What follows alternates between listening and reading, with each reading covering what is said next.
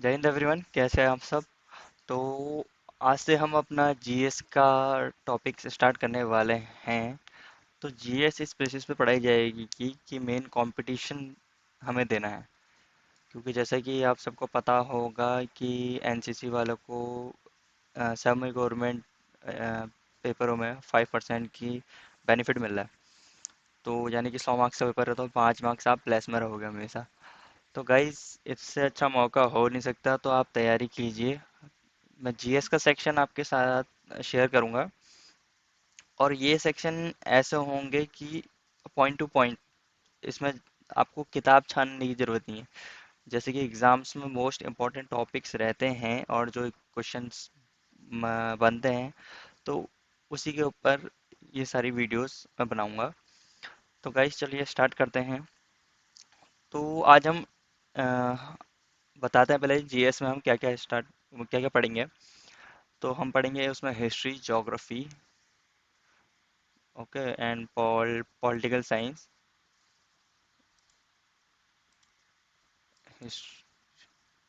History, geography, political science, economics, environment, ecology, art and culture, इससे भी बहुत questions आते हैं इसलिए, और कंप्यूटर आजकल इम्पोर्टेंट हो चुका है, और फिजिक्स, बायोलॉजी, केमिस्ट्री से तो आप वाकिफ़ होंगे।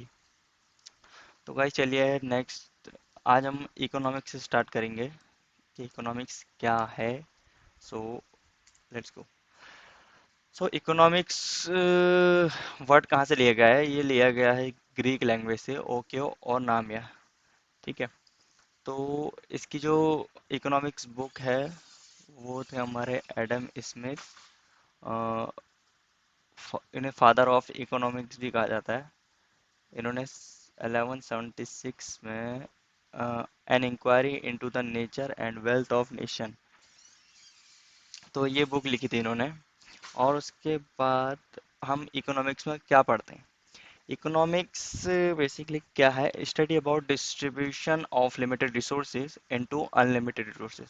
यानी कि क्या होता है, जैसे कि हमारे पास जैसे कि ये मान लीजिए, पहले तक हम लकड़ी जलाते थे, फिर खाना पकाते थे। ठीक है। उसके बाद जैसे ही हमारी स्थिति सुधरी, यानी कि सोर्सेज रिसोर्सेज आए, गैस आई, और हमारे पास वेल्थ बढ़ा, तो हमने क्या किया, फिर गैस गैस का इस्तेमाल शुरू करने किया। अब गैस से भी बढ़ के हम कहाँ आ गए? स्टोव वगैरह, इलेक्ट्रिक आइटम्स यूज करने लग गए, जिसमें हम खाना पकाते हैं। तो गाइस, ये क्या है कि लिमिटेड रिसोर्सेज जो होते हैं, उससे अनलिमिटेड रिसोर्सेज तक जाना, तो यही हमारी इकोनॉमिक्स है। ठीक है। ये ग्रोथ करते रहेगी, वैसे ही हमारी रिसोर्सेज भी बढ़ते रहेंगे। ठीक। तो हम अगर बुक की बात करें जो एडम स्मिथ ने लिखी थी, फादर ऑफ इकोनॉमिक्स, बार बार ध्यान रखना, फादर ऑफ इकोनॉमिक्स। तो इसमें मेन क्या था? Price mechanism. इसमें प्राइस के बारे में बताया गया था, मतलब इसमें बोला तो गया था ये कि जो लेबर है वही कॉस्ट है। मतलब लेबर इज कॉस्ट का मतलब है कि इंसान जब लेबरी करता है, तो ही उसकी इकोनॉमिक्स डेवलपमेंट होती है। तो इन्होंने इसके बारे में इसमें बताया था। और उन्होंने जो आर्थिक स्थिति है, वेल्थ, उसको गेन करने के लिए साइंस है इस बुक के अंदर। और मार्केट इज इनविजिबल हैंड, इस बुक के अंदर लिखा गया है कि मार्केट एक अदृश्य हाथों में है। वो वैसे भी किसी के हाथों में नहीं है, वो तो हमारे ऊपर डिपेंड है। सो उसके बाद हम बात करते हैं, सॉरी,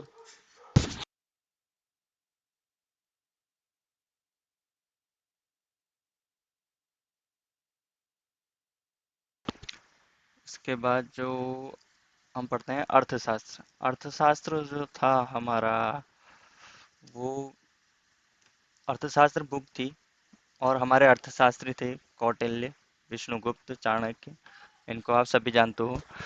तो ये अर्थशास्त्र ऐसी थी, ये इकोनॉमिक ऐसा था कि ये पॉलिटिकल इकोनॉमिक्स थी। मतलब ये राजाओं से रिलेटेड थी। उस टाइम पे राजा महाराजा हुआ करते थे।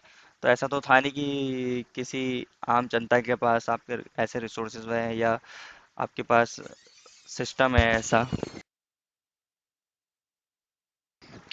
तो इसलिए इसे पॉलिटिकल इकोनॉमिक्स कहा गया है, क्योंकि उस टाइम पे राजा राज करते थे और वो उन्हीं के पास सारे रिसोर्सेज होते थे, वो जो चाहे वो कर सकते थे। तो पॉलिटिकल इकोनॉमी उस टाइम पे ज़्यादा दिखाया गया था। फिर हम नेक्स्ट आते हैं। उम, उसके बाद इकोनॉमिक्स को रैगनर फ्रिश ने कैसे बताया है ये बताते हैं। तो रैगनर फ्रिश जो थे उन्होंने इकोनॉमिक्स को दो पार्ट में डिवाइड किया है। एक है माइक्रो इकोनॉमिक्स, एक है मैक्रो इकोनॉमिक्स। माइक्रोमिक्स इंडिविजुअल्स, यानी कि हम लोग, एक पर्सन का सिस्टम बताया उन्होंने। और इसमें क्या है, मैक्रो में नेशनल एंड इंटरनेशनल चीज़ें आ जाती हैं। मतलब ये जैसे कि एग्जांपल लिखा है, तो माइक्रो इकोनॉमिक्स में क्या होती है, डिमांड्स, हमारी डिमांड्स, ये क्या क्या हमें चाहिए क्या नहीं चाहिए। सप्लाई, अगर हम कोई दुकानदार है तो क्या सप्लाई करना है क्या नहीं। कॉस्ट डिपेंड रहती है हमारे ऊपर। रिवेन्यू हो गया, मार्केट भी हमारे ऊपर डिपेंड रहती है। तो ये क्या हो गया, माइक्रो इकोनॉमिक्स के अंदर आ गया। उसके बाद हम पढ़ते हैं मैक्रो इकोनॉमिक्स।